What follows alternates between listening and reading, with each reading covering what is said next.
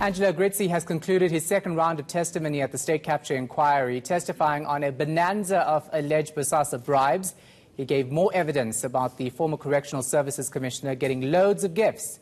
Agrizzi claims Linda MT received golf clubs, shoes worth, get this, 20,000 rand, and tailored clothing from a high-end store. Erin Bates, of course, is monitoring proceedings at the state capture inquiry. She joins us now live. I had a smirk on my face reading that because it's so ridiculous, right? Let's talk about this. Agrizzi saying that he witnessed his former boss, Gavin Watson, do something on a Friday afternoon. Tell us about that. Well, it's among these pretty astounding allegations from Angelo Agrizzi. He went through a list of incidents where he says he witnessed Gavin Watson pay cash bribes to various people. And on this Friday afternoon in question, he says that he saw Gavin Watson take a briefcase, put it into the boot of Linda MT's grey vehicle, and Agrizzi understood that suitcase to include a grey security bag containing about 150,000 rand in cash. Yeah, so very important because this came up yesterday, Erin, of course, about the ANC top six getting money. Today, there was a point of clarity from the chair and evidence leader. They followed up on it. What did they ask? Yes, they did. It seemed as though they were sort of taken a bit by surprise yesterday when Agrizzi made this statement that a cheque of between 10 or 12 million rand was issued as a donation to the ANC top six. Today, both Advocate Paul Pretorius, Senior Counsel, and the Chairperson, Deputy Chief Justice Raymond Zondo, saying that they needed some clarity on whether they understood that money to be intended for individuals in the top six or for the broader political organisation, the ANC. And let's just have a listen at what Agrizzi had to say. Mr. Agrizzi, you mentioned yesterday, and this was not in your statement, that an amount, I think it was 12 million rand, or some amount was paid, and you said, you used the words to the top six. Yes. Please provide the chair with detail in that regard. Chair, as much as you can. I've asked that the investigation team pull the bank accounts of Bosasa, and you will see the exact amount. Now, I said 10 million. I can't remember if it was 8 million, 10 million, or 12 million, but I do remember the cheque vividly, because what happened was a delegation went to present the cheque to the top six. A delegation from Bosasa? Yes. Yes. So it was Gavin Watson, Senior Sierpela, if I'm not mistaken, Itu Maraba was part of the delegation, and there was one or two of the other directors, either Papa or Joe, that went with. We had to make sure that the money was in the bank so that the checks would clear. I remember sitting in the meeting where the amounts were discussed to the value of 8 or 12 million rand, and I don't want to quote a figure, and I'm not sure, but it was a substantial amount, I recall. That amount will reflect in the bank accounts of Bosasa as being paid. Was it a cash check? Chair, if I remember correctly, it was a check directed to the ANC. And the ANC, of course, very quickly responding to those allegations. Yes, in fact, we had a spokesperson for the ANC on ENCA earlier today, and let's just have a listen to what he had to say.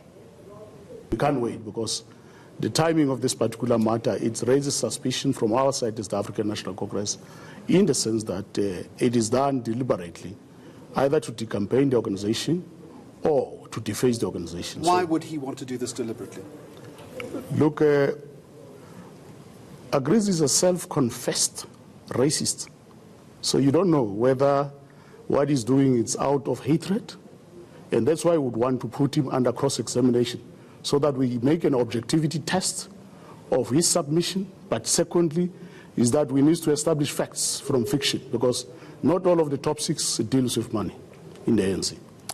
I mean, everything Angelo Agrizzi says, people are responding to it, but he's actually hit back at the responses from Dudu Myeni and Gwede Mantashe, the Minerals Minister, on separate aspects of his testimony yesterday. Tell us more on that.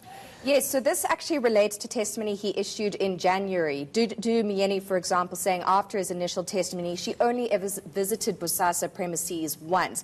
Agrizzi said that's simply not true, and he alleges there were at least 4 times during which she visited Bosasa. And then onto the Gwede Mantashe issue. The issue there is that after Agrizzi's allegations about security upgrades to a number of Mantashe homes, Papa Leshabane, who's a spokesperson and director of what was Bosasa and is now African Global Operations, and the minister both indicated that it was a donation privately from Leshabane, or a gift from Leshabane to Mantashe. Bosasa was not involved. And here, if we have a listen, is what Agrizzi had to say on that front. When it comes to payment, you say there is absolutely no doubt in your mind the payment came from Bosasa. Chair, the payments were covered up in cash. Yes. So the account that the technicians opened up at Regal and these suppliers Yes. were opened up, they opened it up in my name. Yes. So I can go to Regal and I can put all the invoices with the investigators. Yes. Everything's in, actually it's a COD account, Yes. but they put it under my name. Yes. Okay. Thank you. You mention in paragraph 205 Bosasa's purpose in assisting Mr. Mantashe. What I think is important is that one understands that at first Gavin was elusive. He said to me he didn't know about it. Then he admitted. And when he admitted to me, he explained to me why.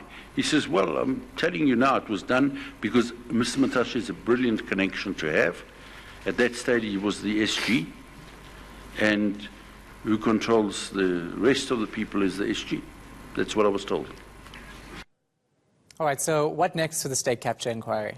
So Agrizzi's been sort of released for now. We do anticipate he will be subject to potential cross-examination from the likes of Nomvula Mokunyane and, of course, the ANC, as we learned today on ENCA. But as of Monday, we have an as yet undisclosed and unnamed witness, also on the theme of Bosasa. So it's more Bosasa as we enter the new week. Yeah, that means if they cross-examine, that they can also be cross-examined, right? It means that they are then subject to issuing testimony. And so anybody who wants to cross-examine Agrizzi must then also give their own version of events. So if, for example, someone like Dudu Myeni decided to approach the Commission and apply to cross-examine, she too then would be subject potentially to having to testify, and maybe not only on Bosasa, because she has been named by other witnesses in a slew of different matters connected to SAA and the like. But yes, there is that quid pro quo. All right, thanks so much for that. Appreciate it. Our reporter Aaron Bates, of course, following the state capture inquiry.